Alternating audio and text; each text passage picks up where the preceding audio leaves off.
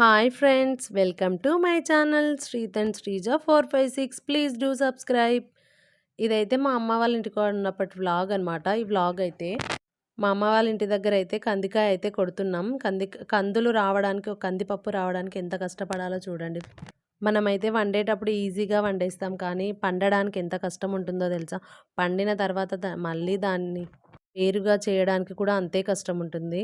ఇంకా మా అమ్మ అయితే ఒక్కతే కొట్టలేదు కాబట్టి మేమందరం కలిసి కొడుతున్నాం. ఎవ్రీ సంక్రాంతికి నేనైతే అమ్మ వాళ్ళ ఇంటికి పోయినప్పుడు ఖచ్చితంగా కందికాయ కొట్టకుండా అయితే రాను. ఖచ్చితంగా కందికాయ కొట్టి మొత్తం అయితే చేసి వస్తాను. ఈసారి అయితే ఇంకా కందికాయ కొట్టడం మాత్రమే అయిపోయింది. అది ఇంకా తూర్పు పట్టడం, మొత్తం అవన్నీ వేరు చేయడం అయితే అయిపోలేదు. నేను కొడుతుంటే అయితే మా పిల్లలు కూడా వచ్చి కందికాయ అయితే కొడుతున్నారు. పండే పంట అయితే తక్కువ గానీ దాని వెనుక ఉన్న కష్టం అయితే చాలా ఎక్కువగా ఉంటుంది. ఈ కందికాయనైతే మేము 2 రోజులైతే కొట్టాము. 2 డేస్ అయితే మా అమ్మ అయితే ఆగకుండా కొట్టింది. నేనైతే ఇంకా నాకు కొట్టాలనిపియలేదు. ఎండకు అంత ఓపిక లేక కొట్టలేదు నేనైతే. మా అమ్మ అయితే 2 డేస్ ఆగకుండా అయితే కొట్టింది. మా అమ్మకంటే తప్పదు గదా! అందుకే కొట్టింది. నేనైతే రోజు చేయను గదా! రోజు చేయక నాకంత ఓపిక లేక కొట్టలేదు నేనైతే. ఇంకా కందికాయ కొట్టడానికైతే నార్మల్‌గా కొడితే అంత పగలవు కాబట్టి, ఇట్లా గొర్రెపిల్లల జల్ల అయితే యేసుకున్నాం. దీంట్లో అయితే గొర్రెపిల్లలైతే యేసిపోతారు. చిన్న చిన్న గొర్రెపిల్లలనైతే. ఇంకా అట్లా గొర్రెపిల్లల జల్ల అయితే యేసుకొని దానికి అదైతే ఇనుపది. దానికి కొడితే మంచిగా పగులుతాయి కందికాయలని జెప్పేసి అదైతే యేసుకొని కొట్టినాం. ఇంకా మా అమ్మ అయితే కొడుతుంది చూడండి. కొట్టినవన్నీ జల్ల మధ్యలో పడతాయి. తర్వాత మొత్తం కొట్టిన తర్వాత ఆ జల్ల అయితే లేపి మొత్తం సెపరేట్ అయితే చేస్తాం. ఇదైతే ఫస్ట్ రోజు కొట్టడం. ఫస్ట్ రోజైతే అన్నీ బాగానే 50, 60 మోపులైతే ఉన్నాయి. ఫస్ట్ రోజైతే ఒక 40 మోపులకు కొట్టాము ఇద్దరం కలిసి. అవి కొడుతుంటే అయితే చేతులైతే చాలా నొప్పెడుతున్నాయి. నా అరిచేతులకైతే బొగ్గ కూడా వచ్చింది. నాకైతే ఇంక నా చేతికి బొగ్గ వచ్చిందని చెప్పేసి నేను కొట్టానని, ఇంకా స్నానం అయితే చేద్దామని చెప్పేసి వాటర్ అయితే పెట్టుకున్నాను కట్టెల పొయ్యి పైన. ఇదైతే కందికాయ పొరకనే. దాని నుంచి వచ్చిన కట్టెలనైతే ఇట్లా నీళ్ళ కింద కట్టెల పొయ్యిలో పెట్టుకుంటే మంచిగా నీళ్ళైతే బాగా కాగుతాయి స్పీడ్‌గా. ఇంకా నేనైతే వేడి నీళ్ళు కాసుకొని మా అమ్మకైతే మళ్ళీ వేడి నీళ్ళైతే పెడుతున్నాను. ఇలా ఈ కంది పొరక ఉంచుకుంటే ఒక 1 మంత్, 2 మంత్స్ అయితే ఖచ్చితంగా వస్తుంది నీళ్ళ కిందికి ఇంకేమైనా వంట చేయడానికైతే. కట్టెల పొయ్యి కూడా స్పీడ్‌గా అంటుకుంటుంది కట్టెలకు. సన్నగా ఉంటుంది కదా పొరక, స్పీడ్‌గా కట్టెల పొయ్యి అయితే అంటుకుంటుంది. మా అమ్మ వాళ్ళైతే బయటనే కట్టెల నీళ్ళైతే కాచుకుంటారు. హీటర్ అయితే వేసుకోరు. ఇంకా అందుకే బయటైతే నీళ్ళైతే కాచుకున్నాం. ఎట్లా కంది పొరక ఉంది గదా అని చెప్పేసి నీళ్ళైతే కాసుకున్నాము. ఇంకా కందికాయ కొడితే అయితే నాకైతే విపరీతంగా నొప్పులేసింది. చేతులు, మెడలు అన్నీ గుంజుతున్నాయి. ఎప్పుడు చెయ్యం కదా! రోజు డైలీ చేసే వాళ్ళకైతే అలవాటుంటది.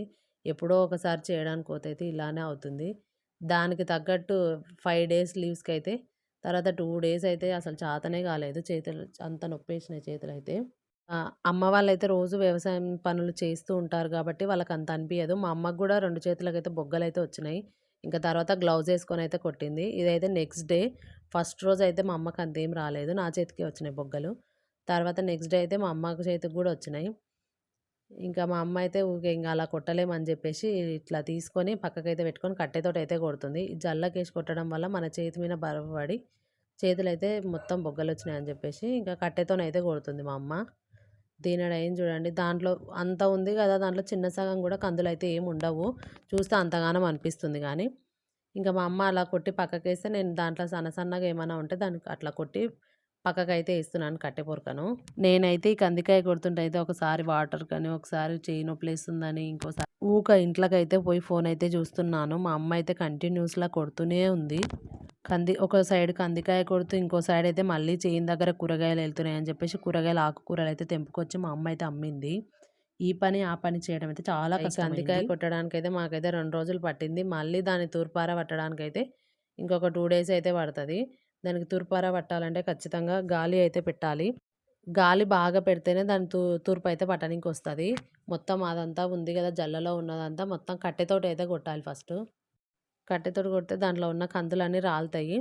ఇంక ఇప్పుడు అంతా కందికాయ అయితే కొట్టడం అయిపోయింది. సెకండ్ రోజు సాయంత్రానికి అయిపోయింది కందికాయ కొట్టడం అయితే. దాని తర్వాత ఇంగ ఇట్లా మొత్తం సెగ్రిగేట్ జేయాలి. కందికాయ పొట్టును, కందులను అయితే ఇట్లా మొత్తం చేయితోనైతే ఇట్లా అంటే వస్తాయి. నేమాలి ఇట్లా నేమడం అంటారు దాన్నయితే. చేయితోని నేముతుంటే అట్లా కందులు, కందికాయలయితే సెపరేట్ అయితాయి. ఇదిగో చూడండి. కొన్ని చాలా వరకైతే మొత్తం పురుగయితే పట్టినాయి. ఎందుకో ఏమో చేను నుంచి రావడమే పురుగు పట్టొచ్చినాయి. ఇంకా షాప్‌కి పోయిన తర్వాత ఇంగెలా అయితాయో ఇవైతే. ఇవైతే నేచురల్‌గా పండించిన కందులు కదా! అందుకే ఇలా ఉన్నాయి. ఇంకా నార్మల్‌గా హైబ్రిడ్‌గా పండించిన కందులైతే ఇంకా కొంచెం లావుగా, అసలు మొత్తం పుచ్చు పట్టకుండానే ఉంటాయి. మంచిగా నీట్‌గా అనిపిస్తాయి అవైతే. ఇంక ఇవి హైబ్రిడ్ కందులు కదా! మొత్తం నట్టల్లాగా అట్లా పురుగు పట్టినట్లు అయినాయి.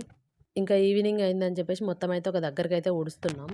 ఇంకా కందులనైతే సెపరేట్ చేశాం కదా! అదైతే కంది పొట్టునైతే మొత్తం మా నాయనమ్మ అయితే కొట్టింది. ఈవినింగ్ అయిందని చెప్పేసి మొత్తం కందులనైతే ఒక దగ్గరకైతే ఊడుస్తున్నాం.